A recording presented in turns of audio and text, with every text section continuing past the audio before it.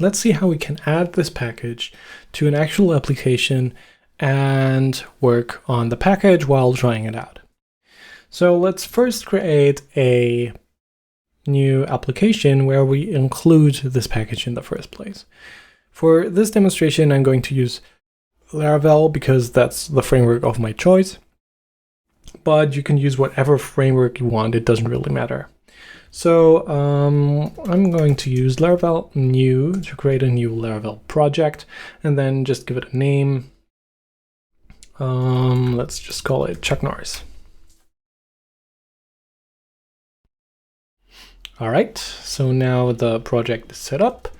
And if I go to Chuck Norris, then this is my Laravel application. And if I go in my browser, because I have Laravel Valet, I can go to chucknorris.test. And this is the default Laravel welcome view. All right. Now, to make use of this package, so far, what we have done is we went into the directory where we want to include the package, and then we've used something like composer require and then load the dependency.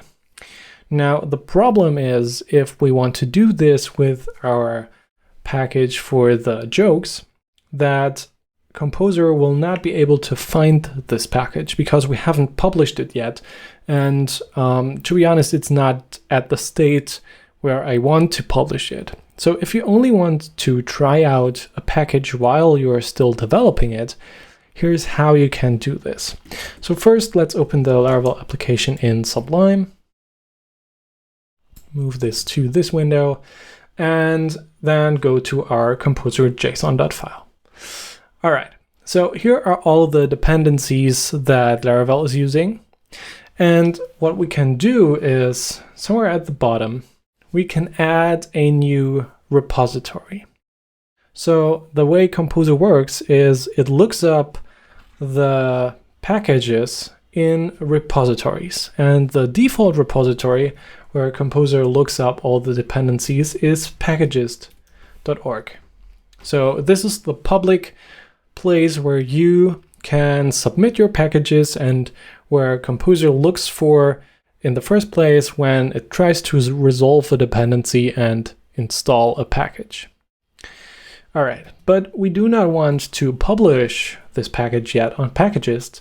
So what we can do is we can just tell Composer that we have an additional repository where it should look for our dependencies. So in here, we can just add a new key that we call repositories,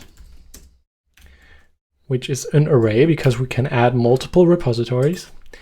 And one repository is an object. It has a type, and the type that we are looking for right now is path, because we have this package in a folder on our current environment. And then we need to specify an URL. And in this case, it's just a relative path to the project we're in right now.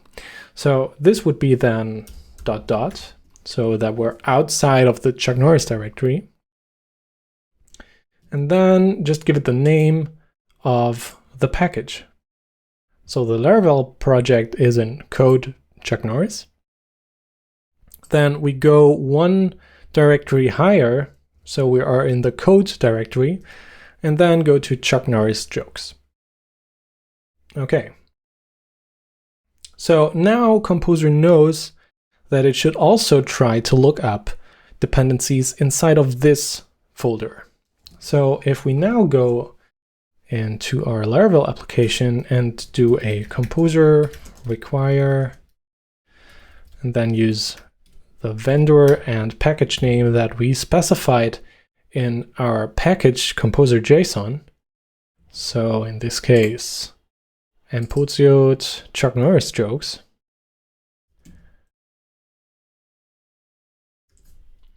And try to require this. We can now see that Composer now tells us that it installed the package and it symlinked it from our Chuck Norris jokes directory. So now we have the package available in our Laravel application. And if we take a look at the updated composer.json file, this is what it looks like. So now in our require section, we have our package included, and it does not have a version such as the other packages. Instead, it has def master. I'll talk about all the version constraints of Composer later, but this basically just means that it points to the current development version that we have in this specific folder that we defined in the repositories. All right, so now we have the package available locally, and we can just use it as you would do it with any other dependency that you use with Composer. So for example, let's just make this real simple. In the welcome view, we have Laravel in here. We have these links. Let's just get rid of the links. We don't need this if case for the login. And here, I want to echo the joke. Just like this. And now to pass the joke to our welcome view, we're going to the routes web.php file, where we have the default welcome view. And in here, I am going to create a new joke factory, import the class, and then we can just pass it as some data to our view. So now we can say joke, jokes get random joke. And if I now go back to my application and refresh, this is one of the jokes. Refresh again. All right. So now we get random jokes from our package. And the cool thing, because Composer now zoom linked the package, is that we can now just go to our package itself, make changes in here. So for example, if we would remove this and just write test in here, refresh the Laravel application, we immediately have the updated package in place. So this makes the development of the package a lot easier when you just can try things out and work on the package while it's actually included in one of your applications, while not having to deal with versions and publishing a new version just to test some changes and things like that. So this is how you can add a work in progress or development version of a package into an existing application that you have running locally.